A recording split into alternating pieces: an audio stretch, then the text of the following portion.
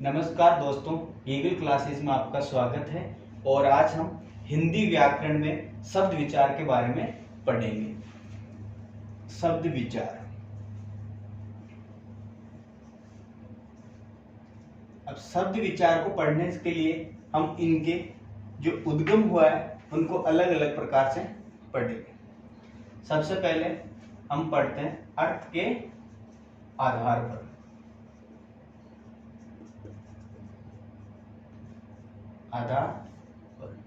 अर्थ के आधार पर कौन कौन से प्रकार होते हैं? तो हमारे पास दो होते हैं। एक हो गया सार्थक शब्द,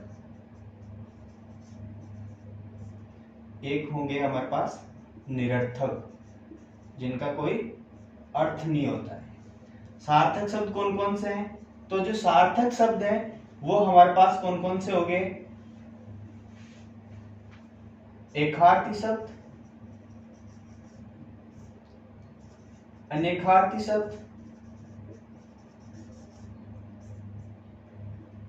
युग्म शब्द, विलोम शब्द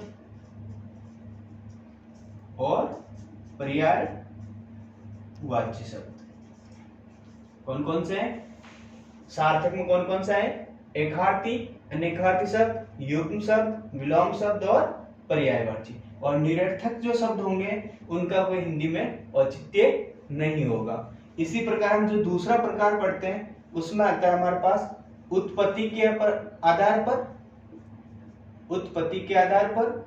दूसरा हो गया हमारे, इसी को हम अन्य नाम से जानते हैं जैसे उद्गम के आधार पर या स्रोत के आधार पर। अब इनमें जो होंगे वो कौन कौन से होंगे? तो हमारे पास जैसे तत्सम,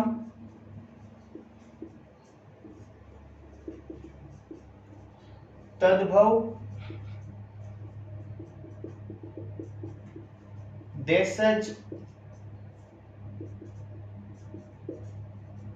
विदेशज, जिनको अन्य नाम से हम कह सकते हैं विदेशी शब्द भी हो सकते हैं, एक ही बात है।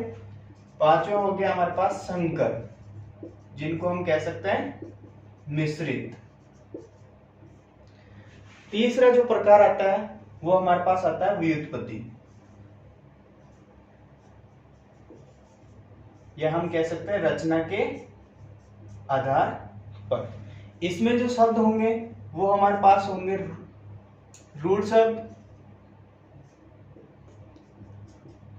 योग रूढ़, और तीसरा हमारे पास हो गया यौगिक।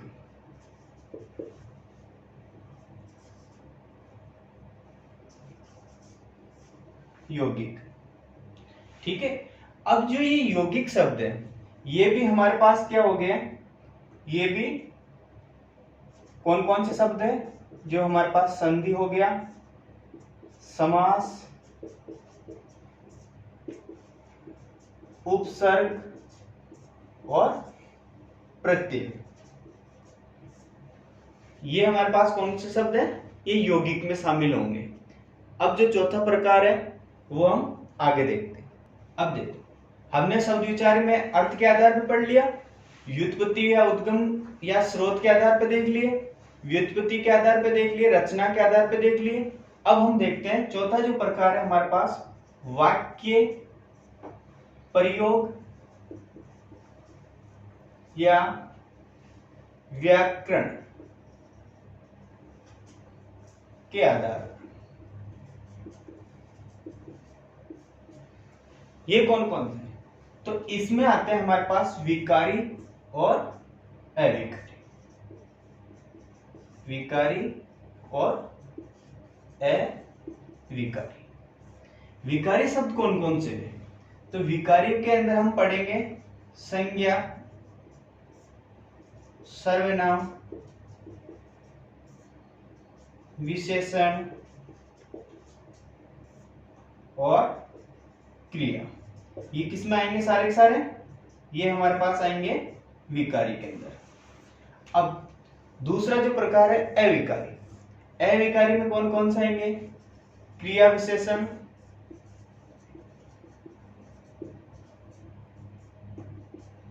समुच्चय बोधक,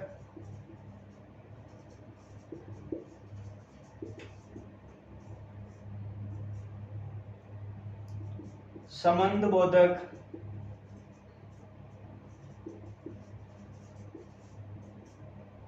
और विस्मयादि बोधक।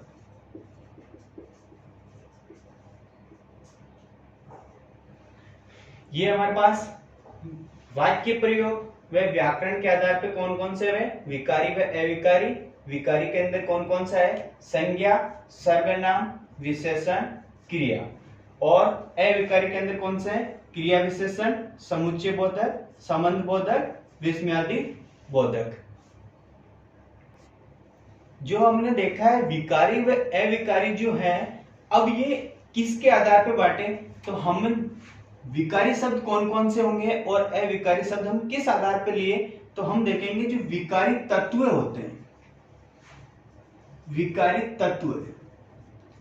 तो विकारी तत्व क्या है, तो विकारी तत्व जो होंगे, जैसे हम देखते हैं कि हमारे पास लिंग, वचन, कारक, काल, वाच्य, पक्ष, कर्मी, पुरुष और भी जैसे हैं, तो ये सारे क्या है, ये विकारी तत्व है। इनका प्रभाव जिन पे पड़ता है, जैसे संज्ञा, सर्वनाम, विशेषण और क्रिया, इनमें से किन्हीं तत्वों का प्रभाव किसी न किसी रूप में पड़ता है, तो वो सारे शब्द क्या कहलाएंगे, वो विकारी कहलाएंगे। और जिनका इन सभी का कोई प्रभाव किसी शब्द पे नहीं पड़ता है, तो वो सारे शब्द क्या कहलाएंगे, वो अविकारी शब्द कहलाएंगे। जितने भी हमने शब्द विचार के बारे में थोड़ा सा देखा है, अब इनमें जो हमारे ग्रामर के जो टॉपिक्स हैं, वो हम क्या करेंगे, 1 बाय 1 लेंगे और उनके बारे में विस्तृत अध्ययन करेंगे। और किसी प्रकार की कोई प्रॉब्लम है तो वो हमें कमेंट करके बताएं।